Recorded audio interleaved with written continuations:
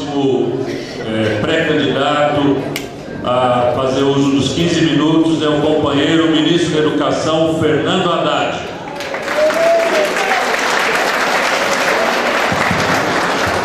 Companheiros, eu queria primeiro agradecer a oportunidade de falar com vocês, agradecer ao diretor municipal do PT, da pessoa do Donato, presença do Zé Américo, do Zelão, do Alfredinho, do Chico Macena, do Simão, do Nabil, do Chagas, agradecer a presença das lideranças locais e, sobretudo, num dia chuvoso como esse, a presença de vocês todos para fazer um debate sobre a cidade e sobre 2012. Eu queria começar falando um pouco da minha experiência profissional desde a gestão da prefeita Marta Suplicy. Com razão, a Marta se queixa, viu, Sônia? Acho que preciso te cumprimentar também. Com razão, a prefeita Marta se queixa da forma como ela recebeu a cidade. A cidade, para vocês terem uma ideia, tinha uns 800 milhões de dívida e tinha uns 50, 60 milhões de reais em caixa. Em 2 anos, Tião, foi possível recuperar as finanças da cidade e desenvolver um dos planos de investimento mais robustos da cidade. Na gestão da Marta, se vocês forem se lembrar, nós conseguimos construir os céus, fazer o vai e volta, o bilhete único, os corredores de ônibus.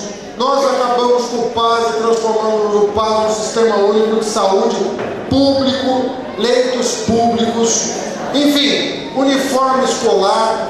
E eu estava na Secretaria de Finanças justamente saneando as finanças municipais, porque as finanças municipais estavam destruídas naquele momento.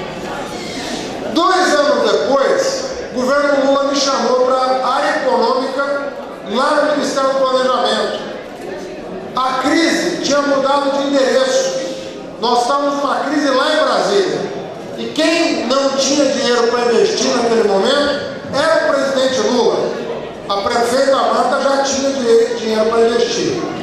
Nós lá também levamos cerca de 2 anos para tirar o país da crise. E o presidente Lula foi aquele que mais alavancou os investimentos públicos no Brasil inteiro. E não é só PAC, não.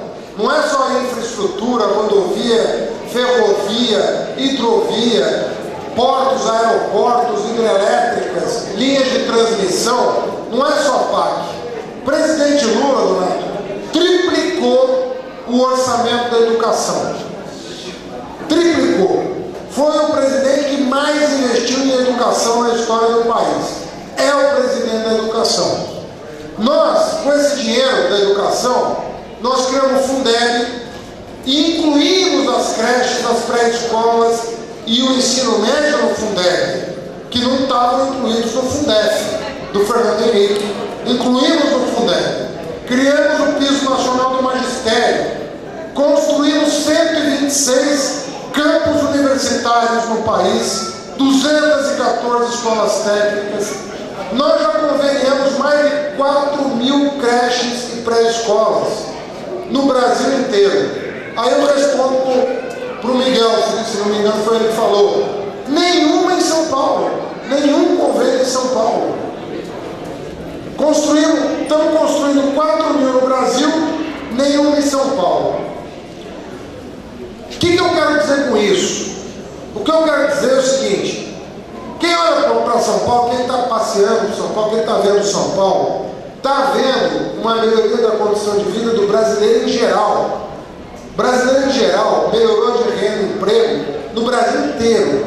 Mas a percepção que se tem, para quem conhece a fundo o governo federal e trabalhou no governo municipal, quando você trabalhou no Executivo Municipal e no Executivo Federal, eu estou há 8 anos no Executivo Federal, o que você nota é que a prosperidade do governo Lula e do governo Dilma não chegou com toda a força na cidade de São Paulo. Você não nota aquele ímpeto transformador que moveu os nossos 2 governos, que moveu o governo Erundina, que moveu o governo Marta, você não vê chegar à cidade, você não vê os programas.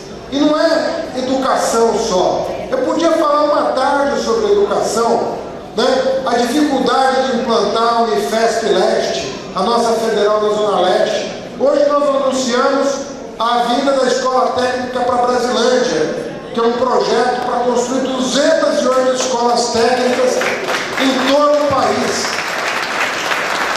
Anunciamos hoje com a comunidade que batalhou por isso, a Escola Técnica em Brasilândia. Mas não tem um polo da Universidade Aberta do Brasil aqui na cidade de São Paulo. A primeira escola técnica vai ser essa de Brasilândia, na expansão iniciada pelo presidente Lula. Minha Casa Minha Vida. O PAC avançou um pouco na urbanização de favelas, mas o Minha Casa Minha Vida está espalhado pelo Brasil. As creches estão sendo construídas no Brasil. Todo o parque de infraestrutura que nós estamos alavancando, as obras viárias estão sendo feitas nas regiões metropolitanas. O que se vê é que chegou pouco e por uma certa, uma concepção de política que está em desuso. São Paulo precisa ter um plano estratégico. São Paulo não pode se pensar como uma coleção de bairros. São Paulo não é sequer uma cidade apenas. Ela é mais que isso.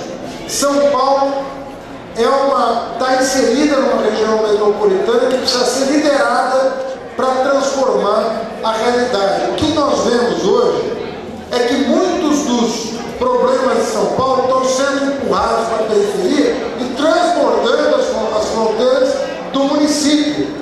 Quando nós resolvemos construir a Universidade Federal em Santos, Diadema, São Bernardo, Santo André, Guarulhos, Osasco, agora em Buenos Aires, Zona Leste de São Paulo, quando nós fizemos isso, é porque nós estamos pensando São Paulo como região metropolitana. Senão a juventude dessas cidades todas tem que vir para São Paulo estudar. E aí é trânsito, é congestionamento, é baixa qualidade de vida. Nós temos que ter uma política de descentralização dos investimentos. Não só do ponto de vista da economia e geração de emprego e renda, mas sobretudo do ponto de vista social. A escola de qualidade tem que estar em Pirituba, em Brasilândia, em Cidade de Tiradentes. O posto de saúde, o hospital, precisa estar descentralizado o atendimento. Se nós quisermos melhorar a qualidade de vida, melhorarmos a questão da mobilidade, você tem que se deslocar pela cidade da maneira como nós estamos fazendo o deslocamento, isso não faz o menor sentido. Outra coisa que nós precisamos, nós estamos aprendendo com o governo Lula em criar na cidade o nosso Conselho de Desenvolvimento Econômico e Social. Essa experiência do governo Lula deu certo para o país. E tem que dar certo e pode dar certo para a cidade. Nada vai nos valer criar subprefeituras que sejam órgãos burocráticos sem orçamento, sem capacidade de planejamento. Se nós pensarmos em revitalizar as subprefeituras, tem que ser no âmbito de um plano estratégico para a cidade, para a região metropolitana, e um alinhamento de ações com o governo federal. Nós temos uma oportunidade de ouro. Nós temos a oportunidade de ganhar São Paulo, voltar a governar São Paulo, mas numa situação diferenciada, com um governo federal que já passou pelo teste da aprovação e um governo federal que quer ajudar a cidade a se desenvolver, que está olhando para São Paulo, mas nós precisamos fazer esse alinhamento estratégico. Se nós não pensarmos em estratégia, nós vamos perder mais uma oportunidade, vamos eventualmente ganhar 4 anos e perder de novo a eleição. Para a gente ter uma perspectiva de mudança concreta, nós precisamos pensar o curto prazo. O rodoanel, o hospital que está faltando, precisamos pensar o curto prazo. Mas nós temos que ter uma visão de curto, de médio e de longo prazo, dentro de uma perspectiva de alinhamento com o governo Dilma, para trazer os programas federais para cá e potencializar a nossa ação. Se nós não fizermos isso, São Paulo não vai ter força para alavancar os investimentos necessários, tanto do ponto de vista econômico quanto do ponto de vista humano, porque essa cidade precisa ser humanizada. Nós vamos humanizar São Paulo. Dentro desse contexto, nós podemos alavancar muitos investimentos para a cidade, pensar a Zona Norte, a Zona Noroeste, a Zona Leste com outra perspectiva e usar os programas do governo federal. O companheiro estava falando da falta de especialista, da falta de especialista nessa região. Você tem um pronto atendimento que resolve aquela questãozinha, aquela dor de barriga, aquela dor de cabeça, e você vai numa ida e vinda sem saber como resolver o teu problema, ter um diagnóstico preciso do que você tem. Eu já disse que um dos programas federais que nós temos que trazer para São Paulo é um tipo de financiamento estudantil que vai trazer um médico especialista para cá. Como é que funciona? Você paga o curso do estudante de medicina e financia 100% do curso dele. E se ele vier atuar no sistema público dessas regiões que não tem especialista, a dívida dele é afastada. A cada mês ele quita uma parte da dívida pelo exercício profissional na região. Isso já está valendo para várias regiões do país. E por que não para algumas regiões com déficit de médicos na região metropolitana de São Paulo e alguns bairros de São Paulo? Porque muitas vezes o Conselho Regional de Medicina diz: não, tem muito médico em São Paulo, mas onde estão esses médicos? Estão aqui ou estão nas regiões centrais, concentrados com seus consultórios? Nós temos que trazer a educação médica e o atendimento médico para todas as regiões de São Paulo. O que eu estou querendo dizer é que nós temos à mão a oportunidade de utilizar uma experiência administrativa acumulada em 10 anos, 2 anos e meio de gestão Marta, 8 anos de governo Lula e já quase um ano, daqui a pouco 1 ano de governo Dilma. É uma experiência de executivo que me faz conhecer a cidade de São Paulo. Eu trabalhei na Secretaria de Finanças numa situação de penúria, onde não se tinha dinheiro para nada, e entregando para a prefeita as contas saneadas, 2 anos depois, dizendo: toca agora, toca o céu, toca o bilhete único, toca o uniforme, o vai e volta, que agora virou vai e volta. Tudo isso pode ser recuperado agora na cidade. Tudo isso pode ser reconfigurado com a liderança da presidenta Dilma, com um alinhamento estratégico federativo e com a vinda e a recuperação dos programas que foram nossos e foram descontinuados, e os programas que são nossos e ainda não chegaram a Pirituba e a São Paulo. Muito obrigado pela oportunidade, um abraço a todos.